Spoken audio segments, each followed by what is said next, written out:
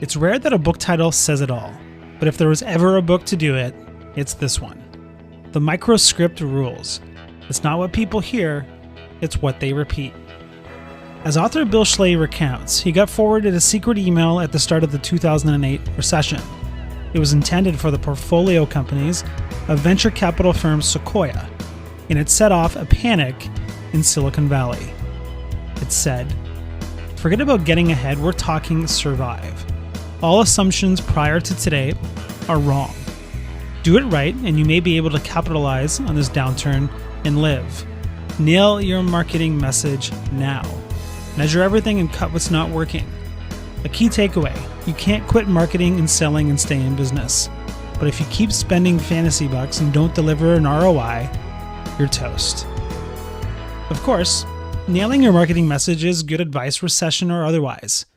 And I've never used testimonials from jacket covers in our summaries before, but these two, by legendary marketing thinkers Jack Trout and Al Ries, are too good at explaining what microscripts are all about. I had to use them. The Microscript Rules is dead on. It's how to verbalize a point of difference, and without one, you better have a low price. That's Jack Trout, co-author of the legendary Positioning, The Battle for Your Mind, and Repositioning, Marketing in an Era of Competition, Change, and Crisis. The next one is the missing ingredient in most marketing is memorability. Bill Schley has developed a list of microscript rules that solve that problem. Well organized and well written.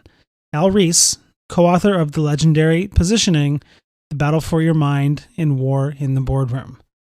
Let's get started. What is a microscript anyways? A microscript is a message that people like to repeat, most often word for word, to inform or impress others. It will usually contain metaphors, vivid imagery, or rhythmic sounds to paint a picture in the mind. As Schley points out, great communicating is directly proportional to our capacity for cutting through the crap, finding the heart of the matter, making it our strategy, and then staying there.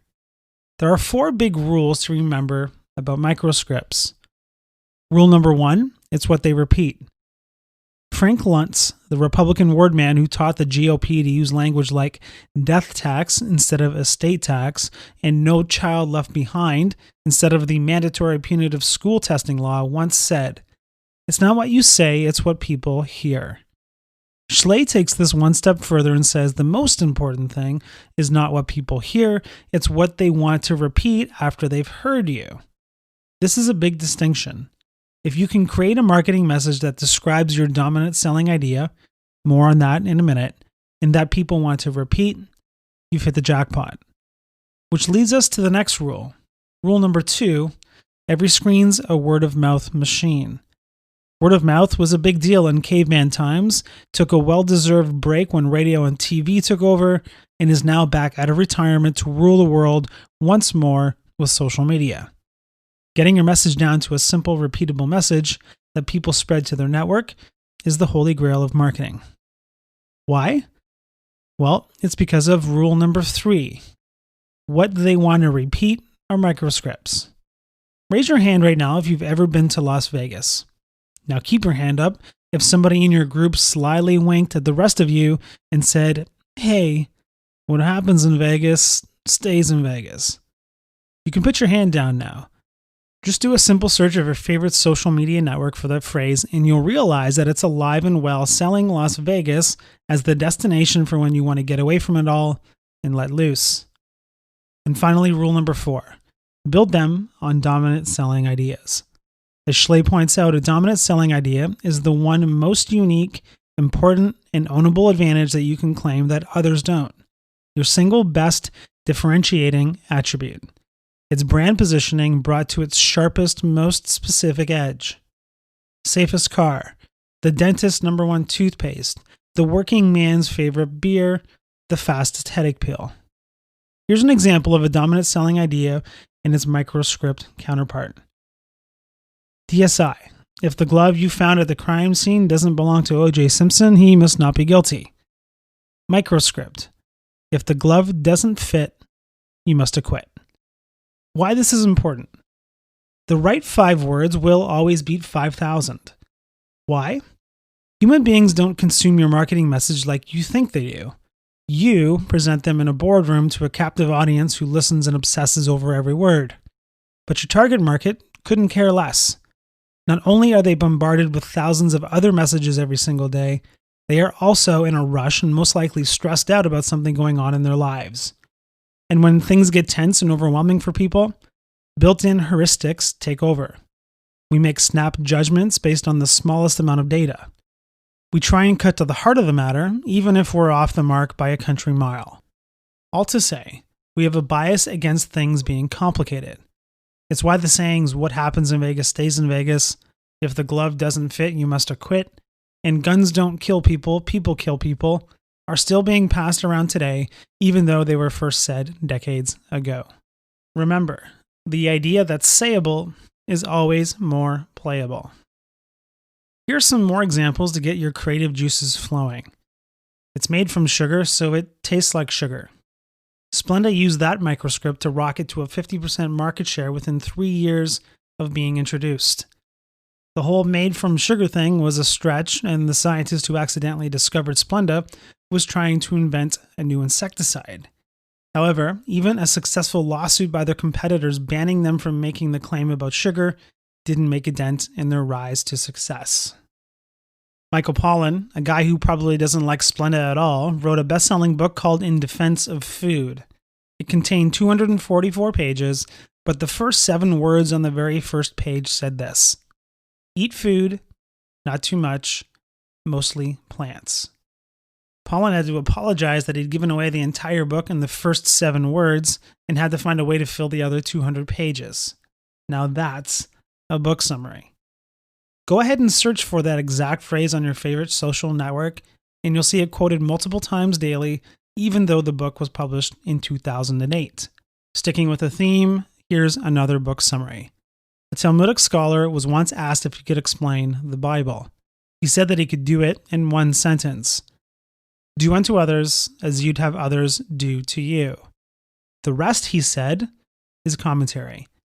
And if a New York Times bestselling book and the entirety of the Bible can be boiled down to a simple, repeatable phrase that gets to the heart of an idea, so can your product, service, or company. Finding your dominant selling idea. Notice that it's a dominant selling idea, singular, not plural. That's because all great value propositions have a single promise, not 2, 3, or 20. It's one attribute or advantage that's most important to the target that you do best. Safest tire, fastest human, the only shoes that breathe. Here's the thing. When you give somebody a data dump, they'll simply pick out whatever idea they deem to be most important to them anyways. So you might as well make it the one thing you want them to walk away with. Here's some current brands that do a great job with their DSIs. Splenda, the non-artificial low-calorie sweetener. Geox shoes, the first shoes that have ventilation in the soles. Geico, the car insurance that's 15% cheaper. But what you were probably thinking in your head were the microscripts that go along with those DSIs. Splenda, made from sugar so it tastes like sugar. Geox, the shoes that breathe. Geico, 15 minutes saves you 15%. So here are the 5 ingredients that those brands use to enable their proposition to be a dominant selling idea. It tells people that you are, number 1, best at. It says you are number 1 at something, the best blank, the only one with blank, the most blank, etc. Number 2, it's important. What you're number 1 in has to be something that matters. Number 3, it needs to be believable. There has to be a unique, plausible reason why you claim the above that makes logical sense. 4, it needs to be measurable. It must be specific and obvious in your performance. And finally, number 5, it needs to be ownable, not already taken by someone else. Now let's move on to the 4-step process to find your microscripts. Now that you've got your dominant selling idea, it's time to start panning for microscript gold. Here's the 4-step process to get there. Number 1, hypothesize. Pose some simple questions. Usually the basics are the key to the whole thing, and microscripts are no different. Head out and talk to as many stakeholders as you can. Ask them to tell you what your big idea is in their own words. As Schley says, you'll be amazed at the likelihood that someone you never expected, without realizing it, simply gives you the golden nugget you've been looking for. Ask a lot of questions. Make sure to take copious notes. Number 2, plagiarize. Borrow the already proven from the already great who are already around you. No, you shouldn't go and steal somebody else's microscript to use for your business. What you should do is follow your best salespeople or people who sell something similar to what you sell and listen carefully to exactly what they say to convince prospects to become customers. Again, make sure to take copious word-for-word notes. Number 3, memorialize. Jot down a little story. Let the story crystallize more ideas. Now that you've got some inspiration, write down some stories about how your product or service makes the lives of the people who use it better. Use that story to crystallize more ideas, which leads to more stories, which leads to more ideas, until eventually you'll find the headline for your campaign in the copy. As Schley's boss at the advertising agency Ted Bates, the people who invented the USP, by the way, once told him, the best headlines always in the copy. And number 4, synthesize. Collect the pieces and put together microscripts. This is the easiest part. If you've done a good job of writing down the story and found some good lines, now it's just time to pull out the microscripts that are already there. Of course, remember that these are just candidates until they prove that they are repeatable. When you start finding people repeating your microscript and it communicates your dominant selling idea, you'll know you've made it to the finish line. Finally, let's look at some proven templates you can use to create your very own microscript. Template number 1, the A-B equation. The pattern you'll see most often is a simple logic equation which comes in a few forms. Here are some examples. You snooze, you lose, which is if A, then B. No pain, no gain, which is A causes B. And finally, a diamond is forever, which is A is B. Template number 2 is the stark reminder. This microscript gets right to the point. It says do or don't do this. Here are some examples. Just do it. Just say no. Save the whales. Template number 3 is unique wordplay.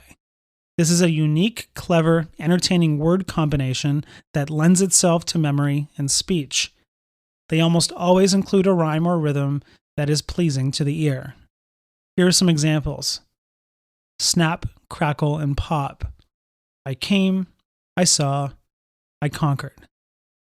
And finally, template number 4, the whole micro story. Nothing is more powerful than a microscript that tells the whole story. Legend has it that Ernest Hemingway wrote the following on a bet that he couldn't tell a story in 6 words. For sale. Baby shoes, never worn. But you don't have to be Hemingway to write headlines that convey a story. Consider this headline, widely considered to be the best headline in copywriting history. They laughed when I sat down at the piano, but when I started to play. Use one or all of these templates as you're exploring your own microscripts, and you are bound to land on one that works. So in conclusion, the microscript rules. It's not what people hear, it's what they repeat. Now, it's time to get to work.